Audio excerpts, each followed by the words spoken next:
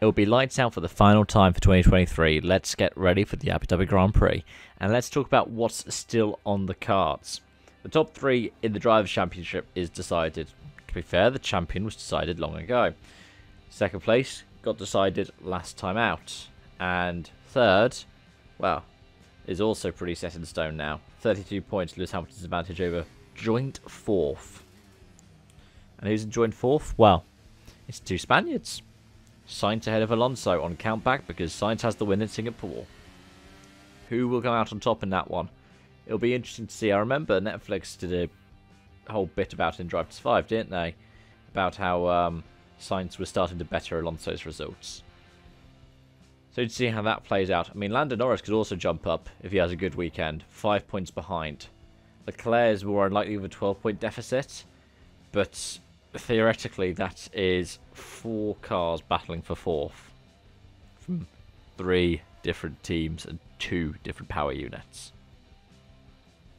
George Russell is pretty set in 8th.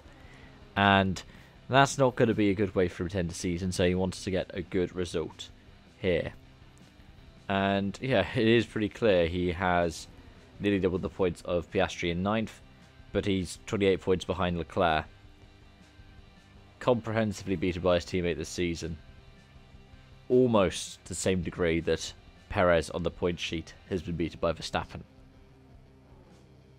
In fact, if the weekend goes Hamilton's way and not Russell's way at all, that could easily be the stat that we say at the end of the weekend.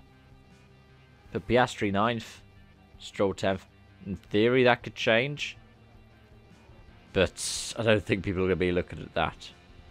One that we could look at is the Alpine inter-team rivalry. Currently, the battle for P11 in the standings. Either of them could, in theory, get into the top 10. But it'll be interesting to see which one of them wins out in that battle. It's the closest match teammate battle in this championship. And then we can look to the constructors. 4 points separates Mercedes and Ferrari. And, I mean, Mercedes did have a decent record at Abu Dhabi in the previous generation of car. But they will be happy to see the back end of the W14 as they will probably change the aerodynamic concept that they carried over from 13 to the 14.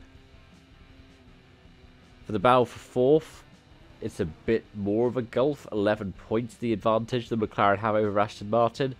Aston Martin ran well at Bahrain. Be interesting to see how these two teams tussle it out because also McLaren has done well at relatively flat tracks. Look at Qatar. Or Silverstone. Williams and AlphaTauri could, in theory, have a battle. The same for AlphaTauri and Alfa Romeo. The same for Haas and Alfa Romeo. And given that AlphaTauri is looking at this potential rebrand for next season, it will be fascinating to see how that battle pans out.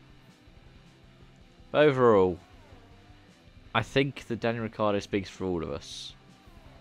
When he, made his shock very clear that next season will end with a triple header.